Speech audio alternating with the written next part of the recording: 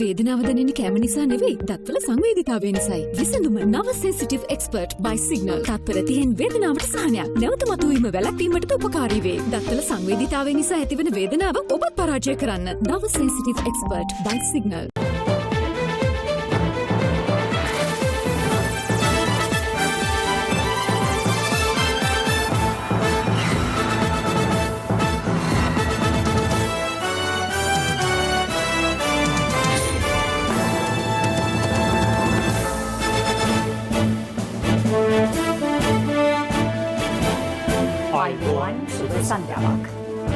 සියලු සමීක්ෂණ වාර්තා නැවත නැවතත් තහවුරු කළ ශ්‍රී ලංකාවේ අංක එකේ ප්‍රවෘත්ති ප්‍රකාශය.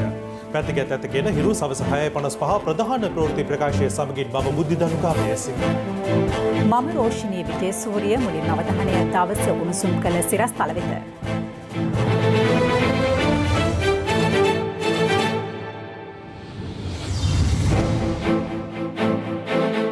කොරෝනා ආසාදිතයෙක් නිසා කොළඹ නගර සභාව මහජනතාවට වැසේ. දිවයින පුරා සිනමා ශාලාත් වසා දැමේ. නව නිරෝධායන නීති ගැසට් පත්‍රය අද නිකුත් කෙරේ. එම නීති කඩ කරන පුද්ගලයින්ට රුපියල් 10,000කට නොවැඩි දඩයකුත් මාස 6කට සිරදඬුවමකුත් යන කාරණා දෙකම හෝ එක් දඬුවමක් ලබා දීමට අධිකරණයට හැකියාව ලැබෙනවා.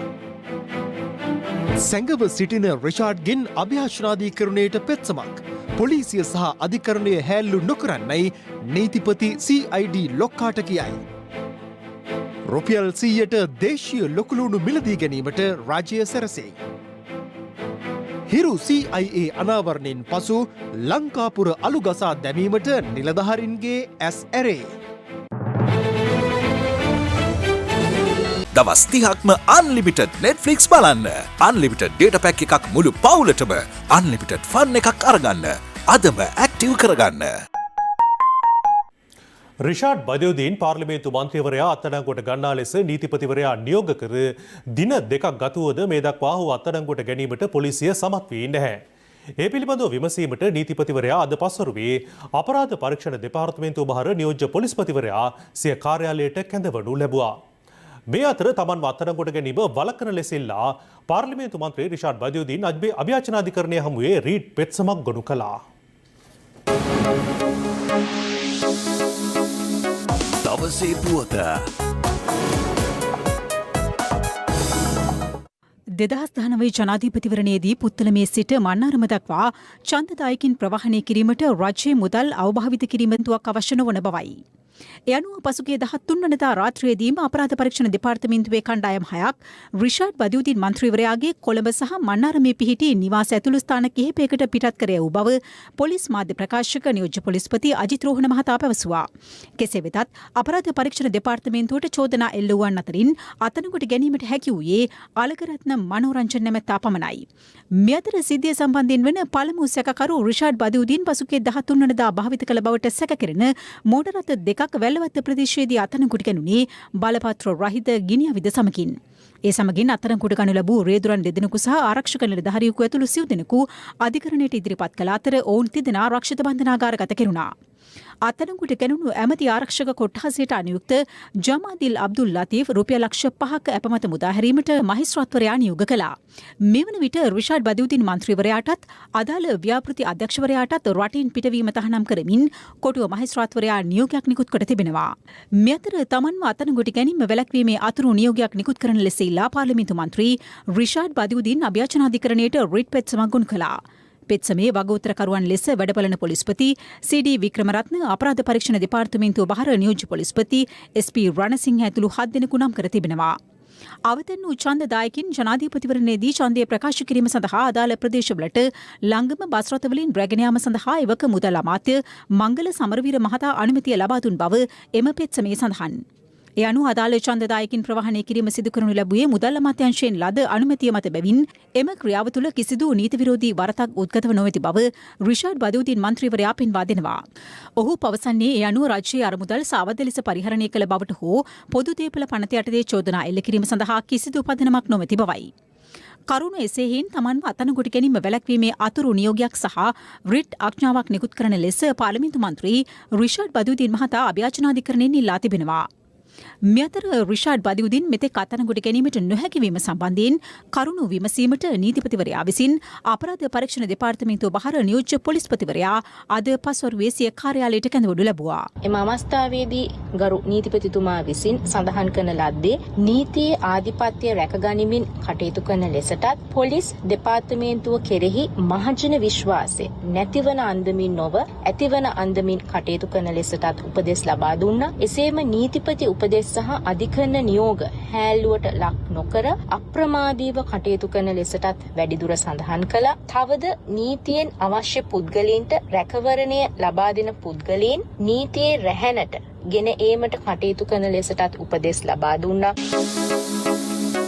දවසේ පුවත ආරක්ෂාවේ වගකීම ඉටු කරමු. වගකියමු. නව ජීවන රටාවකට හුරුවෙමු. රිෂාඩ් බදියුදීන් පාර්ලිමේන්තු මන්ත්‍රීවරයා අත්අඩංගුවට ගැනීමට දරන උත්සාහය දේශපාලන පළිගැනීමක් බව සමගි ජනබලවේගය පවසනවා.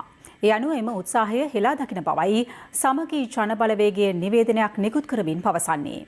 මේ අතර රිෂාඩ් බදියුදීන් සම්බන්ධයෙන් අදත් විවිධ පාර්ශ්ව මෙලෙස අදහස් පළ කළා.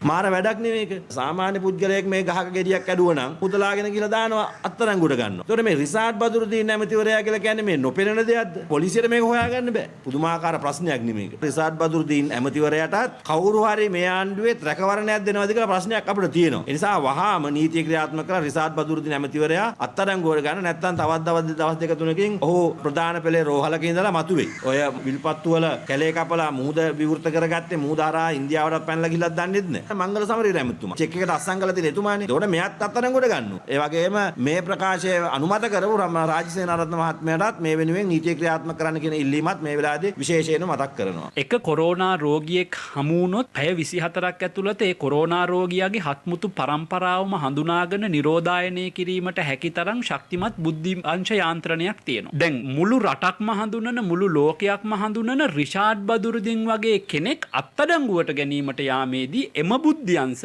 ඔය ශක්තිමත්ව කටයුතු නොකරන්නේ මන්ද කියන කාරණේ පිළිබඳ අපට බරපතල ගැටලුවක් තියෙනවා. අපිට මතකයි පහුගිය කාලේ රවී කරුණානායක මහ බැංකු බැඳුම් කර වංචාවට සම්බන්ධ අත්අඩංගුවට ගැනීමේදී රවී කරුණානායක හැංගිමුත්තන් සෙල්ලම් කළා පොලිසියත් එක්ක. රාජිත සේනාරත්න සුදු වෑන් මාධ්‍ය සාකච්ඡාව සම්බන්ධයෙන් අත්අඩංගුවට ගැනීමට නියමිතව තිබෙද්දී රාජිත සේනාරත්න පොලිසිය සමග හැංගිමුත්තන් සෙල්ලම් කළා. මීගමුව බන්ධනාගාරයේ අධිකාරී අනුරුද්ධ සම්පායෝ අත්අඩංගුවට ගැනීමට නිර්දේශ කොට තිබියදී සම්පායොත් පොලිසියත් එක්ක අල්ලන සෙල්ලම් දානවා අපි දැක්කා. ඒ ආපු ගමන් මාර්ගයේම තව එක අල්ලන සෙල්ලමක්ද කියන එක මේ බදුරුදීන් සම්බන්ධවත් මේ වෙන විට අපේ හිත් තුළ ඇති වෙලා තියෙනවා. පොඩි කාලේ අපි හැංගිමුත්තන් සෙල්ලම් කරනකොට කියන කවිය මේ වෙලාවේ මට මතක් වෙනවා. හැංගිමුත්තු හැංගියෝ නොපෙන තැනක හැංගියෝ ඔන්න පුතේ මං එනවා හැංගි හොරුන් අල්ලනවා ටකට්ටිකට්ටුකක් කියලා. රිෂාඩ් බදුරුදීන් ඈත ඉඳන් මොකද කරන්නේ? නීතිපති දෙපාර්තමේන්තුවට අපරාධ පරීක්ෂණ දෙපාර්තමේන්තුවට අල්ලයි මගේ නැට්ට කියලා අභියාචන අධිකරණයට රීඩ් ප්‍රෙස්සමක් ඉදිරිපත් කරනවා. මේක හුදෙක් නාටකයක් බවට පත් වෙන්න එපා. සංදර්ශනයක්ද දන්නෙත් නැහැ මේ රිෂාඩ් බදුරුදීන් අත්අඩංගුවට ගන්න කියලා. ඔහු සොයාගෙන නිවස් 3කට ගිහලා තියෙනවා. අපරාධ පරීක්ෂණ දෙපාර්තමේන්තුවේ නිලධාරීන්ට මෙවැනි පුද්ගලෙක් අත්අඩංගුවට ගන්න ඕන පෙර පුහුණුවක් දීලා නැද්ද? පහුගිය කාලේ අපි දැක්කා පාතාලේ චණ්ඩින් හොයාගෙන ගිහිල්ලා ගෙවල් අස්සේ කාමරාස් ඊට පොය අල්ලගත්තේ කොහොමද කියලා. හැබැයි මේ වෙනතෙක් රිෂාඩ් බදුරුදීන් අල්ලගන්න අපෝසත් වෙලා ඊට පස්සේ ඊයේ දිනේ දැක්කා නීති විරෝධී ගිනියවි තියෙනවා. නීති විරෝධී ගිනියවි තියාගන්න රිෂාඩ්ලා සහරාන්ලට ගිනියවි හා ඒව ගෙන්නන්න කොහොම අනුබල ඒව මේව දෙන්න ඇද්ද? රිෂාඩ්ලාව හරිනම් ගේන්න ඕනේ නීතිය ඉදිරියට මෙන්න මේ වගේ ගේන්න ඕනේ. ටයි එකෙන් අල්ලලා මෙන්න මෙහෙම ගෙනල්ලා මාධ්‍ය ඉදිරියට පෙන්වන්න ඕනේ. රිෂාඩ් අත්අඩංගුවට ගන්න අපරාධ පරීක්ෂණ දෙපාර්තමේන්තුවට බැරි නම් බාර දෙන්නකෝ යුද හමුදාපතිට. මොහුගේ ළඟ තිබ්බ ගිනියවි මොහුගේ ආරක්ෂාව පතා දීලා තිබ්බ ගිනියවි කියලා ඉදිරියේදී ඒක අනේ අජිත් රෝහණ මහත්තයෝ සමහරක් අය දෙන දෙබස් කියවන්න කලින් දහස් වතාවක් හිතන්න නැත්තම් වෙන්නේ ඔබතුමාටත් කලින් හිටපු පොලිස් මාධ්‍ය ප්‍රකාශකතුමා ජාලිය සේනාරත්න මහත්මයාට සිදුවෙච්ච සිද්ධියේ අනිත් පැත්ත රිෂාඩ් අත්අඩංගුවට ගන්නකොට සම්පායෝ අත්අඩංගුවට ගත්ත ආකාරයේ අත්අඩංගුවට ගැනීමක් නම් කරන්න එපා කියන එක විශේෂයෙන්ම මතක් කරනවා. කොළඹ මහනගර සභාවේ නිලධාරණියකට COVID-19 වෛරසය වැළඳී ඇති බව තහවුරු වීමත් සමග ඉදිරි සති දෙකක කාලයක් සඳහා ආයතනය මහජනතාවට වසා දමා තිබෙනවා. මේ අතර මිනුවන්ගොඩ බ්‍රැන්ඩික්ස් ඇගලුම් කර්මාන්ත ශාලාව ආශ්‍රිත කොවිඩ් පොකුරෙන් අද ආසාදිතයන් 49 දෙනෙකු වාර්තා වීමත් සමග එම පොකුරේ සමස්ත ආසාදිතයන් සංඛ්‍යාව 1770ක් දක්වා ඉහළ ගියා.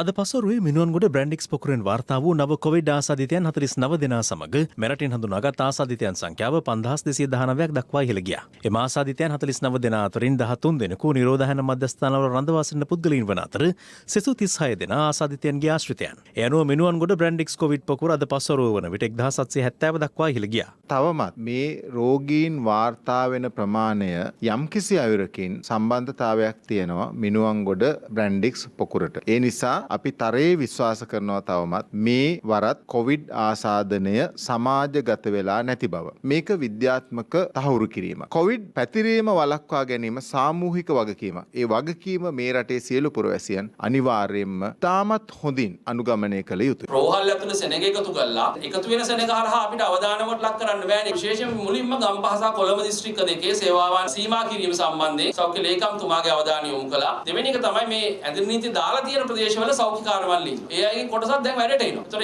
ඒක තරම් සුබදායී තත්ත්වයක් නෙවෙයි. ඒ අයට විශේෂ නිවාඩුවක් දීලා මේ කාලය තුල නිවසේ ඉඳලා වැඩ කරන්න පුළුවන් වාතාවරණයක් හදලා දෙන්න කියලා අපි ඉල්ලීමක් කළා. දැන් මේ යන විදිහට අපිට රෝහල් ටිකේ වාට්ටු ටික වහගෙන යන්න ගියොත් එහෙම ලොකු අවදානමකට මුහුණ දෙන්න වෙනවා ඉදිරියේදී රෝගී ජීවිත බේරගන්න. ඒ නිසා අපි විශේෂයෙන් ඉල්ලනවා ජනතාවට වගකීමෙන් හැසිරෙන්න, කොරෝනා ගෙදර ඉන්නේ නැහැ කියන අදිෂ්ඨානය ඇති කරගන්න. මේ අතර කටුනායක ආයෝජන කලාපය තුලින් වාර්තා වන COVID-19 ආසාදිතයන් සංඛ්‍යාව මේ වන විට 117 දක්වා ඉහළ ගොස් තිබෙනවා.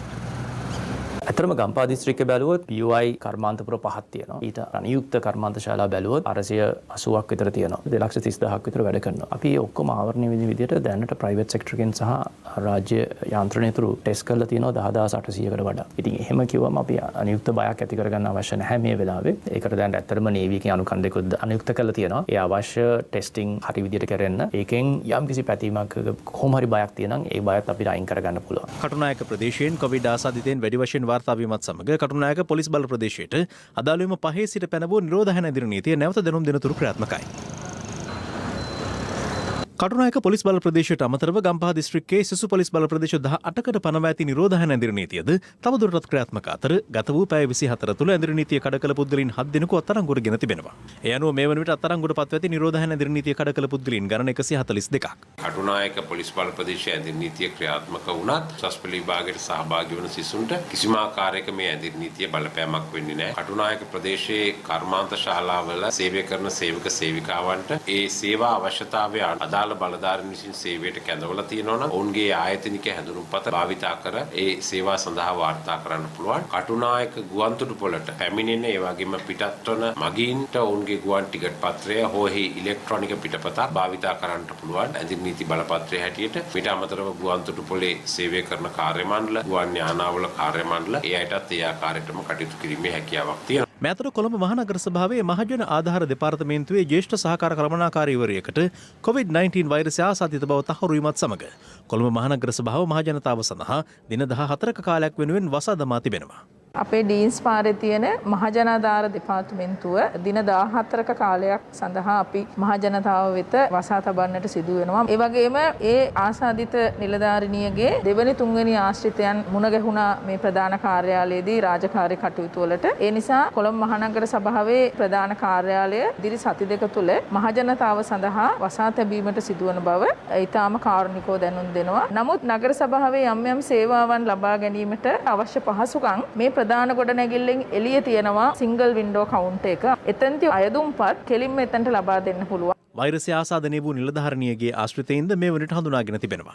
ඒ වගේම එම දෙපාර්තමේන්තුවේ ඇය සමග සේවය කරපු සියලු දෙනාගේ සාම්පල ලබා ගැනීම සිදු කරනවා. මීට අමතරව ඇයගේ ස්වාමියා ජාතික රෝහලේ ලිෆ්ට් ඔපරේටර් කෙනෙක් හැටියට වැඩ කරනවා. ඔහුත් ඔහුගේ දරුවන් දෙදෙනාත් ඒ වගේම මවත් ඔවුන් පදිංචිව සිටින්නේ කඩුවෙල ප්‍රදේශයේ. ඔවුන් සියලු දෙනාම PCR පරීක්ෂණ සඳහා යොමු කරනවා. මීට අමතරව ඊයේ දිනේ කොළඹ මහනගර සභාවේ මුදල් පිළිබඳ ස්ථාවරකාරක සභාවේ රැස්වීම පැවැත්වුවා. එම රැස්වීමට පැමිණි සියලුම නිලධාරී මහත්වරුන්, නගරාධිපතිතුමිය, නගර කොමසාරිස්තුමිය සහ සියලුම මහජන මන්ත්‍රීවරුන්ගේ PCR පරීක්ෂණ හෙට දින කිරීම සඳහා කටයුතු යොදලා තියෙනවා. මේ අතර ජාල ප්‍රදේශයේ පුද්ගලයන් 215 දෙනෙකු සඳහා සිදු කළ PCR පරීක්ෂණ වලින් පුද්ගලයන් 7 දෙනෙකුට COVID-19 වෛරසය වැළඳී ඇති බව තහවුරු වුණා.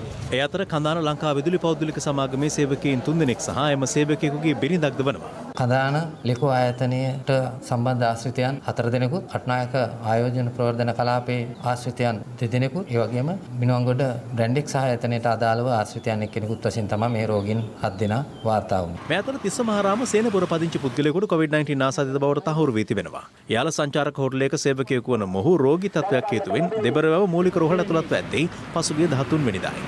එහිදී PCR පරීක්ෂණයකට යොමු කිරීමෙන් පසු නිරෝධායනය වන ලෙසට උපදෙස් දී ඔහුව නිවසට පිටත් කර ඇති අතර එම පුද්ගලයා ඊයේ දහවල් ත්‍රිරෝධ රථයකින් ගමන් කර වෙනත් නමකින් හම්බන්තොට මහරෝහලේ 18 වෙනි වාටුවට ඇතුළත් වී තිබෙනවා. කෙසේ වෙතත් PCR වාර්තාවට අනුව අදාළ පුද්ගලයාට COVID-19 ආසාදිත බවට තහවුරු වීමත් සමග ඔහුගේ ආශ්‍රිතයන් 30 දෙනෙකු පමණ මේ වෙනට නිරෝධායනයට යොමු කර තිබෙනවා. මොරටුමුල්ල කුසගිනිවත්ත ප්‍රදේශයේ අහඹු ලෙස සිදු කරන ලද PCR පරීක්ෂණයකදී COVID-19 ආසාදිත වයස අවුරුදු 61 කාන්තාවක් හඳුනා ගැනීමත් සමග ඇය ඇසුරු කළ ආශ්‍රිතයන් 150ක් පමණ PCR පරීක්ෂාවට ලක් කිරීම මොරටුමුල්ල ලංකා සභා විදුහල් භූමියේදී සිදු කෙරුණා. අදාළ කාන්තාව මීට දින කිහිපයකට පෙර දෙවුලුපිටිය ප්‍රදේශයේ විවාහ මංගල උත්සවයකට සහභාගී වී ඇති අතර එම කාන්තාවගේ නිවසේ තවත් සිව් දෙනෙකුද මේ වනට නිරෝධායන මධ්‍යස්ථාන වෙත යොමු කිරීමට ප්‍රදේශීය මහජන සෞඛ්‍ය පරීක්ෂකවරුන් කටයුතු කර තිබෙනවා. මේ අතර මාතර හිත්තැටිය ප්‍රදේශයේ පදිංචි කාන්තාවකට COVID-19 වෛරසය ආසාදනය වී ඇති බවට තහවුරු වුණා. ඇය සිය දියණිය සමග පසුගිය පළමුවෙනිදා සීදුව ප්‍රදේශයේ විවාහ මංගල උත්සවයකට සහභාගී වී ඇති අතර ඔවුන් පසුගිය 7 වෙනිදා සිට නිවසේම නිරෝධායනය වී තිබෙනවා. ගල්කිස්ස ඉසුරු වෙන ප්‍රදේශයේ සිට කටුනායක ආයෝජන කලාපයට අමුද්‍රව්‍ය සපයන සැපයුම්කරුවෙකු COVID-19 ආසාදිත බවට තහවුරු වීමත් සමග ඔහුව වැලිකන්ද රෝහල වෙත ඇතුළත් කර ඇති අතර ඔහුගේ බිරිඳ, දරුවන් සහ සමීපතමයින් 9 දෙනෙකු බිංගිරිය නිරෝධායන මධ්‍යස්ථානය වෙත යොමු කරනු ලැබුවා. එමෙන් මෙම ප්‍රදේශයේ පවුල් 12ක සමාජිකයින් 52 දෙනෙකු නිවෙස්වලම ස්වයං නිරෝධායනය කිරීමට කටයුතු කෙරුණා. බෙලියත් ඇඟලුම් කර්මාන්ත ශාලාවේ යන්ත්‍ර අලුත් වැඩියා කිරීම සඳහා පසුගිය 8 වෙනිදා කොළඹ සිට පැමිණි පුද්ගලයෙකුට COVID-19 ආසාදිත බවට තහවුරු වීමත් සමග එම ඇඟලුම් කර්මාන්ත ශාලාවේ සේවකයින් 32 දෙනෙකු නිරෝධායනය කිරීමට පියවරගෙන තිබෙනවා. එම ඇඟලුම් කර්මාන්ත ශාලාවද දින නියමයක් නොමැතිව වසා දැමුණා. මාරවිල පිහිටි ඉඩම් සහ දිස්ත්‍රික් රෙජිස්ට්‍රාර් කාර්යාලයට පසුගිය 30 වෙනිදා සේවා කටයුත්තක් සඳහා මිනුවන්ගොඩ ප්‍රදේශයේ සිට පැමිණි පුද්ගලයෙකුට COVID-19 ආසාදිත බවට තහවුරු වීමත් සමග කිසිදු සෞඛ්‍ය බලධාරියෙකුගේ උපදේශයකින් තොරව එම කාර්යාලයේ පසුගිය 13 වෙනිදා සිට වසා දැමීමට මාරවිල ඉඩම් රෙජිස්ට්‍රාර්වරයා කටයුතු කර තිබෙනවා. මේ වන විට කාර්යාලයට ඇතුළු වන ස්ථානයේ తాවකාලිකව ආරක්ෂක නිලධාරියෙකු පමණක් සේවය කරන අතර අප මේ සම්බන්ධයෙන් ඔහුගෙන් විමසා සිටි අවස්ථාවේ කියා සිටියේ තමන් මේ සම්බන්ධයෙන් කිසිවක් නොදන්නා බවයි. කිරිඳිවැල ප්‍රදේශයේ මත්ස්‍ය වෙළෙන්දෙකු අසනීප තත්ත්වයක් මත වතුපිටිවල රෝහල ඇතුළත් කර වැඩිදුර ප්‍රතිකාර සඳහා රාගම ශික්ෂණ රෝහලට මාරු කළ අවස්ථාවේදී සිදු කළ PCR පරීක්ෂණයේදී ඔහුට COVID-19 වෛරසය ආසාදිත බවට හඳුනා ගැනුණා. කොරෝනා පොසිටිව් වෙලා තියෙනවා. ඔයා සහ පවුලේ සියලුම දෙනා නිරෝධායනය කරන්න. කිසිම කෙනෙක් ගෙයින් එළියට යන්න බෑ. මේ දවස් 10 ඇතුළත ඔයගොල්ලෝ ගියේ සෑම ස්ථානයක් සම්බන්ධයෙන්ම ලියලා තියාගන්න. කොතෙන්ටද ගියේ? අපිට පහසුවක් වෙනවා මේ මිනිස්සු හොයාගන්න. සම්බන්ධතාව තියාගන්න එපා පිටත් එක්ක. මොකද මාළු විකුණන 16 දෙනෙක් මේක ඉන්නවා. 16 දෙනෙක් කියන්නේ දහස් ගණන් මිනිස්සු එක්ක සම්බන්ධ වෙලා තියෙනවා. ඒ හේතුවෙන් කිරිඳිවැල ප්‍රදේශයේ ගම්මාන කිහිපයක පවුල් 80ක් පමණ ස්වයං නිරෝධායනයට යොමු කර ඇති අතර අදාළ ආසාදිතයා ඉන්ධන ලබාගත් කිරිඳිවැල නගරයේ පිහිටි ඉන්ධන අලෙවිසලද වසා දමා තිබෙනවා. හැමදාම උදේට තෙල් ගහන්න දාපු ඒගොල්ලෝ මේ පොඩි පොඩි බෝතල් වල තෙල් ගන්නවා. බෝතල් වලට තමයි ගන්න. ඒ මොනවාම කාට අවදානම ඇවිල්ලා දන්නේ නැහැ. මෙතන වැඩ කරන සේවකයෝ ආයතන මුදලවල COVID-19 හේතුවෙන් පීඩාවට පත්ව සිටින ගම්පහ දිස්ත්‍රික්කයේ මිනුවන්ගොඩ දෙවුලුපිටිය අත්තනගල්ල හා මීරිගම ප්‍රාදේශීය ලේකම් කොට්ටාශවල සිටින ජනතාව වෙනුවෙන් රුපියල් 5000 දීම නව තුනු නදීර යටතේ ලබා දෙන ලෙස දිස්ත්‍රික් ලේකම් සුනිල් ජයලත් මහතා මුදල් අමාත්‍යාංශයෙන් ඉල්ලීමක් කර තිබෙනවා. මේ අතර නිරෝධායන ඇඳිරි නීතිය පනවා තිබෙන ප්‍රදේශවල සිට පැමිණෙන නීතිඥවරුන් ඇතුළු සියලු පාර්ශව නඩු කටයුතු සඳහා කොළඹ අලුත්කඩේ උපරමාධිකරණ සංකීර්ණයේ පිහිටි ශ්‍රේෂ්ඨාධිකරණ කාර්යාල පරිසරයට ඇතුළු වීමෙන් වළකින ලෙස එහි ලේකකාධිකාරී ප්‍රදීප් මහමුතුගල මහතා නිවේදනයක් නිකුත් කරමින් කියා සිටිනවා. එමෙන්ම අනෙකුත් විවිධ පාර්ශවද නඩු කටයුතු සඳහා ශ්‍රේෂ්ඨාධිකරණ කාර්යාලයට නොපැමිණෙන ලෙසද අදාළ නිවේදනයෙන් දැනුම් දී තිබුණා. මේ අතර ජාතික රක්ෂණ භාර අරමුදලේ සේවකයෙකුට COVID-19 වෛරසය ආසාදිත බව හඳුනා ගැනීමත් සමග එම කාර්යාලය తాවකාලිකව වසා දමා තිබෙනවා. මේ අතර කොළඹ 10 ටීවී ජයමාවතේ පිහිටි හැට නැෂනල් බැංකුවේ ප්‍රධාන කාර්යාලයේ 19 වෙනි මහලේ සේවකයෙකුට COVID-19 වෛරසය වැළඳී ඇතැයි ඊයේ තහවුරු වූ බව එම බැංකුව නිවේදනය කළා. අදාළ නිවේදනයෙන් ඔවුන් සඳහන් කරන්නේ අවශ්‍ය සෞඛ්‍ය ආරක්ෂිත ක්‍රියාමාර්ග අනුගමනය කර විෂ බීජහරණ ක්‍රියාවලිය අවසන් කිරීමෙන් පසු යලි සිය ප්‍රධාන කාර්යාලය ව්‍යාපාර කටයුතු සඳහා විවෘත කරන බවයි. මේ අතර COVID-19 තත්ත්වයේ සැලකිල්ලටගෙන බන්ධනාගාරවල රැඳී සිටින රැඳවියන්ට සිය නිවසයන් වෙත කතා කිරීමට නොමිලේ දුරකථන පහසුකම් ලබා දීමට බන්ධනාගාර ප්‍රසංස්කරණ හා සිරකරුවන් පුනරුත්ථාපන රාජ්‍ය අමාත්‍යාංශය තීරණය කර තිබෙනවා.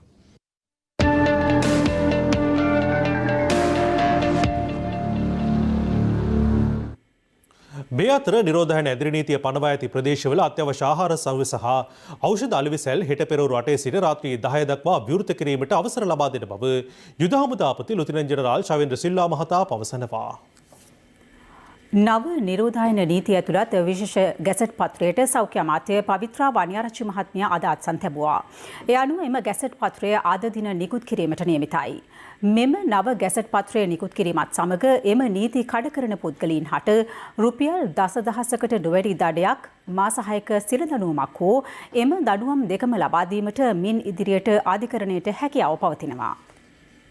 නව නිරෝධායන නීති යටතේ ජනතාව ගැවසෙන පොදු ස්ථානවල සමාජ දුරස්ථභාවය තබා ගැනීම, මුව ආවරණ පැළඳීම වැනි ප්‍රධාන සෞඛ්‍ය ආරක්ෂිත ක්‍රමවේද ක්‍රියාත්මක කිරීම මෙම ගැසට් පත්‍රය ඇතුළත් වනවා.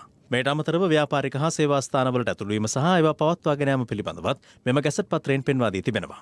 ඒවා නම් සේවා ස්ථානවලට සහ ව්‍යාපාරික ස්ථානවලට ඇතුළු වන සෑම තැනැත්තෙකුම සෑම අවස්ථාවකදීම මුව ආවරණ පැළඳ සිටීම, දෙදෙනෙකු අතර මීටරයකට නොඅඩු සමාජ දුරස්ථභාවයක් පවත්වාගෙන යාම, සේවා ස්ථානවලට ඇතුළුවීමට පෙර සෑම තැනැත්තෙකුගේම ශරීර උෂ්ණත්වය මැන බැලීම, විෂ බීජ නාශක දියර සමගින් ප්‍රමාණවත් පරිදි දෑත් සේදීමේ පහසුකම් සැලසීම, ඇතුළු වන සෑම තැනැත්තෙකුගේම නම, හැඳුනුම්පත් අංකය සහ සම්බන්ධ කර හැකි තොරතුරු පිළිබඳ විස්තර ඇතුළත් ලේඛනයක් පවත්වාගෙන යාම, සේවා ස්ථානවල අනුමත සේවකයින් සංඛ්‍යාවක් තබා ගැනීම සහ අවසර ඇති සංඛ්‍යාව නොඉක්මවන සේවාලාභීන් පිරිසක් තබා ගැනීමට අදාළ නීති ඒ අතර වනවා. එමෙන්ම සංචරණ සීමා, නිරෝධායන කටයුතු, ප්‍රවාහන කටයුතු වැනි විශේෂිත කරුණුවලට අදාළ නීති තවදුරටත් ශක්තිමත් කිරීමටද මෙම ගැසට් පත්‍රය මගින් කටයුතු යොදා තිබෙනවා. ඒ අනුව පොදු මහ ජනතාව ගැවසෙන ප්‍රදේශවල මුවාවරණ පැළඳීම, ඒ වගේම සමාජ දුරස්ථභාවය පවත්වාගෙන යාම වැනි කාරණා නීතියක් බවට පත් කරන ගැසට් පත්‍රය අද පළ කිරීමට නියමිතව තිබෙනවා. එම නීති කඩ කරන පුද්ගලයින්ට රුපියල් 10,000කට නොවැඩි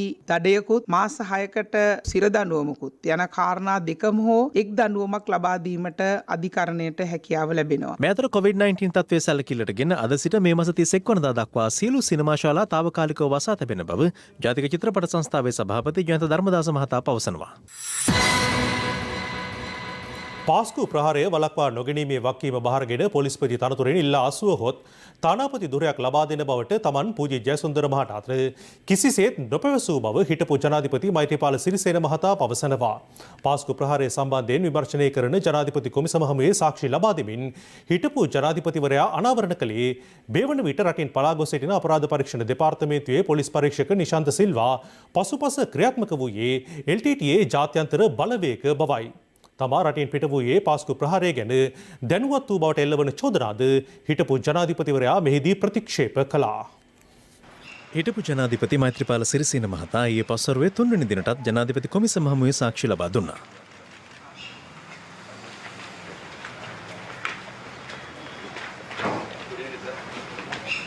ඔබතුමාලට තොරතුරු ලැබුණද සහරාන්ලව ජාත්‍යන්තර වශයෙන් කවුරු හෝ මෙහෙව්වා කියලා. සහරාන්ලා බෝම්බ ගැහුවට පස්සේ IS නායකයා සහ තවත් ප්‍රකාශකයෙක් ලංකාවේ සිදුවුණු ප්‍රහාරය වගකීම බාරගන්නවා කියලා නිවේදනය කරලා තිබුණා. ඒ නිසා සහරාන්ලට ජාත්‍යන්තර සහායක් තිබුණා කියන්න පුළුවන්. සහරාන්ලගේ සංවිධානය අපි විනාශ කළත් ලෝකේ තවමත් IS ක්‍රියා වාර්තා වෙන නිසා මේ සිද්ධිය මෙතනින් ඉවරයි කියලා හිතන්න බෑ. ඔබතුමා දැනගෙනද හිටියේ සහරාන්ලාගේ ජාතික තවහීද් ජමාත් එකට බාහිරින් IS මතවාදය දරන තවත් කණ්ඩායමක් ක්‍රියාත්මක වුණා කියලා. ඔව් මම දැන මට බුද්ධ්‍යංශය ගැන වාර්තා ඉදිරිපත් කළා. මෙහිදී රජයේ අතිරේක සොලිසිටර් ජෙනරාල්වරිය මේ වන විටත් කොමිසමට ඉදිරිපත්ව ඇති තාක්ෂණික සාක්ෂියක් සභාවේ අවධානයට යොමු කළා. එහි සඳහන් වූයේ අකි did anyone start fighting before us ලෙස පාස්කු ප්‍රහාරයට පසු වෙනත් අන්තවාදී දෙපිරිසක් අතර හුවමාරු කෙටි පණිවුඩයක්. එම පණිවුඩය පෙන්වමින් මෛත්‍රීපාල සිරිසේන මහතාගෙන් විමසුවේ සහරාන් හෂීම්ට පෙර එම අන්තවාදී මතයම අනුව යමින් තවත් පිරිස් ක්‍රියාත්මක වී ඇති බව මෙයින් පෙනී යන්නේද බවයි. එහිදී එහෙමයි ස්වාමීනි යනුවෙන් අතිරේක සොලිසිටර් ජෙනරාල්වරියගේ විමසීමට මෛත්‍රීපාල සිරිසේන මහතා ප්‍රතිචාර දැක්වුවා. මේක අවුරුදු 70ක විතර ඉඳන්ගෙන සිංහල මුස්ලිම් දෙමළ ජනතාව අතර ඇති ගැටුමක්. අන්තර්ජාතික වශයෙන් IS සංවිධානයත් ඔය අතරේ අපේ රටට රිංගුවා මට පේන විදිහට. ඒ අය අපේ රටේ බෙදීම් වලින් ප්‍රයෝජනය ගත්තා.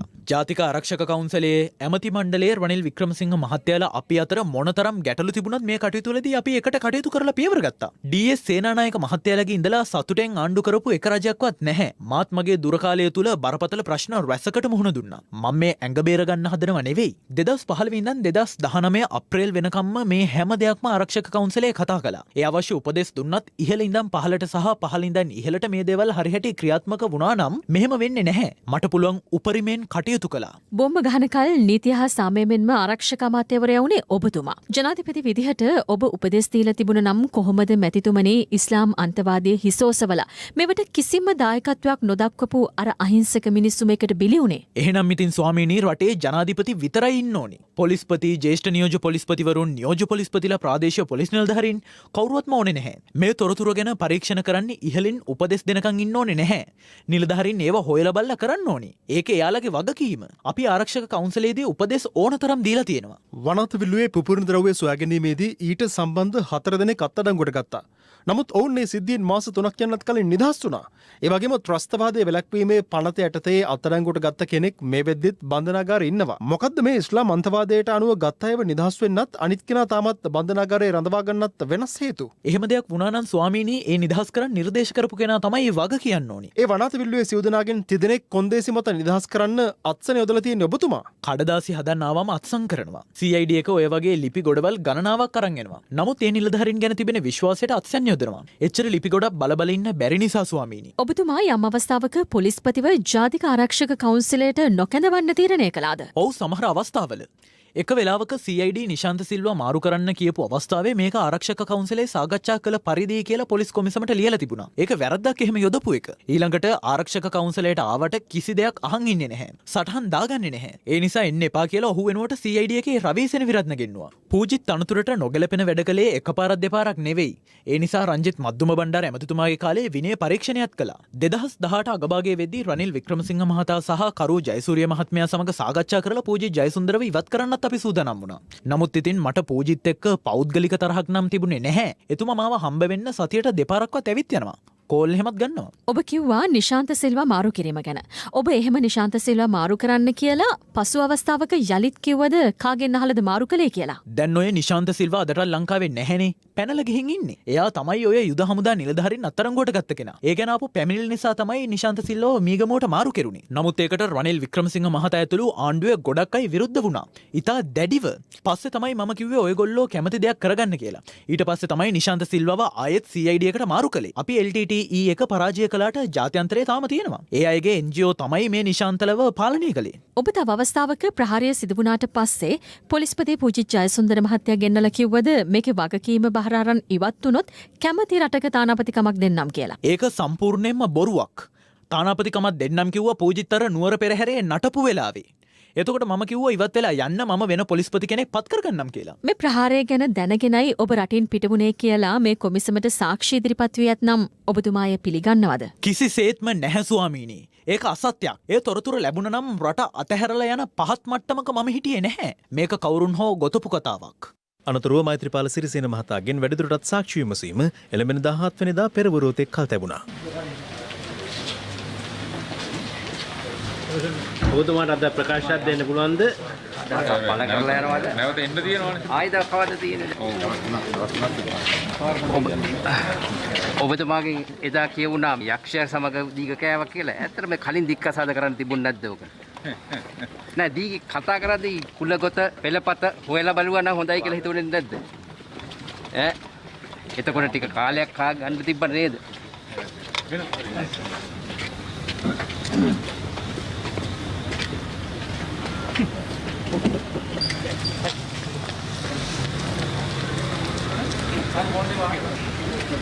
සේෆ්ගාඩ් හෑන්ඩ් සැනිටයිසර් නවතම නිෂ්පාදන පෙළ නීරෝගිමත් දිවියකට.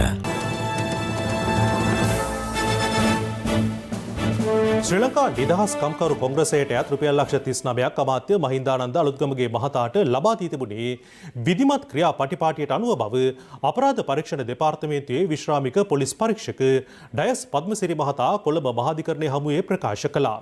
ඒ මහින්දානන්ද අලුත්ගමගේ මහතාට එරෙහිව ඉකුත් යහපාල රජය සමයේ ගොනු කර තිබූ නඩුවක් අද කැඳ වූ අවස්ථාවේදී අදාළ නඩුව කැඳවනු ලැබුවේ කොළඹ මහාධිකරණ විනිසුරු ආදිත්‍ය පටබැඳිගේ මහතා හමු වෙයි. එහිදී පැමිණිල්ලේ සාක්ෂිකරුවෙකු ලෙස නම් කර සිටි අපරාධ පරීක්ෂණ දෙපාර්තමේන්තුවේ විශ්‍රාමික පොලිස් පරීක්ෂක ඩයස් පද්මසිරි මහතාගෙන් විත්තිය වෙනුවෙන් පෙනී සිටි ජනාධිපති නීතිඥ නලින් ලද්දුවහෙට්ටි මහතා හරස් ප්‍රශ්න විමසා සිටියා. මෙම විමර්ශනවලදී විත්තිකාර මහින්දානන්ද අලුත්ගමගේ මහතාගේ වත්කම් හා බැරකම් ප්‍රකාශ පිළිබඳ විමර්ශනයක් සිදු කළේදැයි ඔහු එහිදී ප්‍රශ්න කළා. විත්තිකරුගේ වත්කම් හා බැරකම් ප්‍රකාශය පිළිබඳ විමර්ශනයක් සිදු නොකළ බව සාක්ෂිකරු එහිදී පිළිගත්තා. මෙම විත්තිකරුගේ පියාට අයත්ව තිබූ රත්නපුරයේ පිහිටි ඉඩම් මක්කර 92ක්, මාතර ප්‍රදේශයේ පිහිටි ඉඩම් මක්කර 44ක් සහ තේ කර්මාන්ත ශාලාවක් යන ආදිය වර්තමානයේ විත්තිකරුට අයත්ව තිබෙන අතර ඉන් විත්තිකරුට ලැබුණු ආදායම් පිළිබඳ මෙම විමර්ශනය මගින් සොයා බැලුවේදැයි ලද්දුහෙට්ටි මහතා ප්‍රශ්න කළා. සාක්ෂිකාර විශ්‍රාමික පොලිස් පරීක්ෂක පද්මසිරි මහතා සඳහන් කළේ තමා එම කරුණු සම්බන්ධයෙන් විමර්ශනයක් නොකළ බවයි.